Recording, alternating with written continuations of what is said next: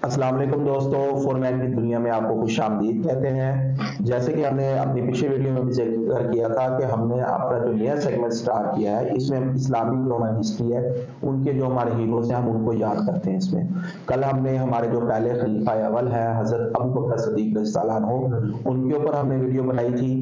آج کی جو ہماری ویڈیو ہے، جو ہمارے خلیفہ دوم یعنی کہ جو حضرت ابو بکر صدیق رضی اللہ عنہ کے بعد آئے، وہ تھے حضرت عمر فاروق رضی اللہ عنہ۔ آج ہم ان کے اوپر ویڈیو بنائیں گے، تو ویڈیو کا آغاز کرتے ہیں۔ سب سے پہلے آپ سے گزارش کریں گے جو ہمارے چینل پہ نئے آنے والے لوگ ہیں وہ ہمارے چینل کو لائک کریں، سبسکرائب کریں اور بیل آئیکن لازمی دبائیں تاکہ ان کو نئی آنے والی انفارمیشن ویڈیوز ہماری مل سکے۔ تو بچہ آج جو ہم جو ہے نا بات کریں گے حضرت عمر فاروق رضی اللہ عنہ کی۔ یہ ایک واحد ایسی شخصیت بھی ہے کہ جن کو ہمارے نبی حضرت محمد مصطفیٰ صلی اللہ علیہ وسلم، جو کہ ہمارے نبی اور ہماری شان ہے، جان ہے، انہوں نے اللہ تعالیٰ سے دعا مانگی تھی کہ مجھے یا اللہ دو عمر جو ہے نا، دونوں میں سے کوئی ایک عمر عطا فرما۔ تو اس میں عمر بن عبد الخطاب جو ہیں، جو بعد میں حضرت عمر فاروق رضی اللہ عنہ کے نام سے مشہور ہوئے، اللہ تعالیٰ نے ان کو وہ عطا کیا۔ یہ پہلے 40 جو لوگ جنہوں نے اسلام قبول کیا تھا ان میں سے یہ ایک ہے، یعنی کہ 40 کی تعداد ہو گئی تھی۔ ان کا نام پورا جو ہے، ان کا نام اصل نام جو تھا والد کی طرف سے وہ تھا حضرت عمر بن عبد الخطاب رضی اللہ عنہ۔ فاروق اعظم بعد میں پھر ان کو لقب ملا۔ حضور اکرم صلی اللہ علیہ وسلم کے سب سے قریبی ساتھیوں میں سے ایک تھے، ان کے جانثاروں میں سے ایک تھے۔ ان کا اس طرح کچھ واقعہ ہے کہ جب یہ اسلام قبول کیا، رات اللہ تعالیٰ سے ہمارے حضور صلی اللہ علیہ وسلم دعا مانگی، تو صبح حضرت عمر جو ہے وہ حاضر ہوئے حضور اکرم صلی اللہ علیہ وسلم کی بارگاہ میں، اور انہوں نے فرمایا کہ میں اسلام قبول کرنے کے لیے آیا ہوں۔ تو حضور اکرم صلی اللہ علیہ وسلم بہت خوش ہوئے، ان کو اسلام قبول کروایا۔ تو اس وقت کا جو ان کی بہادری کا جو واقعہ ہے وہ یہ ہے کہ انہوں نے فرمایا پھر رسول صلی اللہ علیہ وسلم سے کہ یا رسول اللہ، آپ بھی سچے، ہمارا دین بھی سچا، ہمارا رب بھی سچا، تو پھر ہم اپنی عبادت چھپ کے کیوں کرتے ہیں؟ آپ ایک کام کیجئے کہ اس وقت کتنے ہم مسلمان ہیں جو ہمارے ہیں؟ تو انہوں نے فرمایا کہ 40 ہیں۔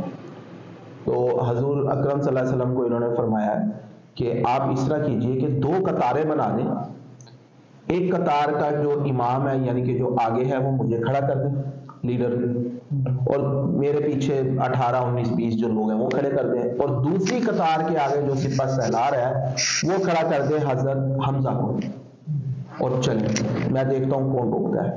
اور تاریخ گواہ ہے کہ دونوں ہوئے، پیچھے سارے ان کے چلے۔ تو حضرت عمر فاروق کا جو مشہور جو ڈائلاگ ہے جو اس وقت انہوں نے بولا تھا وہ یہ تھا کہ میں عمر بن خطاب ہوں، میں عمر بن خطاب ہوں، میں نے اسلام قبول کر لیا ہے۔ جس نے اپنی بیوی بیوہ کروانی ہو یا جس نے اپنے بچے یتیم کرانے ہوں تو وہ میری تلوار کے سامنے آ جائے اور روک کے دکھائے ہمیں عبادت کرنے سے۔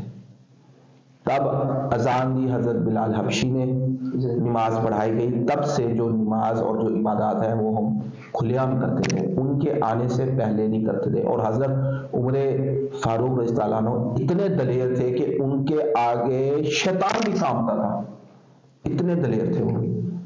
اور ان کے بعد پھر اسلام ہمارا جو پھیلنا شروع ہوا اس کی مثال ہی کوئی نہیں تھی۔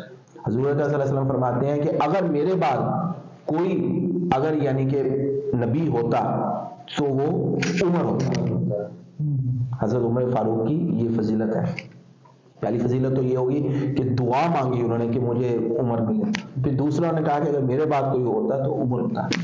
پوری دنیا کے اندر جو مشہور ہے اس وقت موجودہ اگر دیکھا جائے تو عمر لا ہے۔ باہر والے انگریز اور جو نان مسلم وہ کیوں ترقی کر رہے ہیں؟ انہوں نے جو ہمارے حضرت عمر فاروق رضی اللہ عنہ جب خلیفہ بنے تو انہوں نے جو اس وقت قانون بنائے تھے وہ قانون انہوں نے اٹھا لیے اور وہ انہوں نے اس پہ امپلیمنٹ کیے، تو وہ پوری دنیا میں کامیاب ہے۔ بدقسمتی سے آج کے جو ہمارے مسلمان بھائی ہیں ہم نے ان لاز کو چھوڑ دیا اور ہم ناکام ہیں۔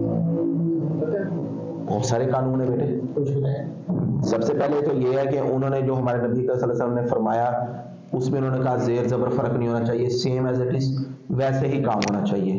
ایک تو انہوں نے یہ کہا، دوسرا انہوں نے عدل کا نظام بنایا، عدل انصاف کا، کہ جو فیصلہ جو امیر کے لیے ہوگا وہی غریب کے لیے ہوگا، جو امیر کے لیے ہوگا وہی غریب کے لیے ہوگا، یہ بھی ان کے قانون میں سے ایک قانون ہے۔ اسی طرح اگر ہم آگے چلیں،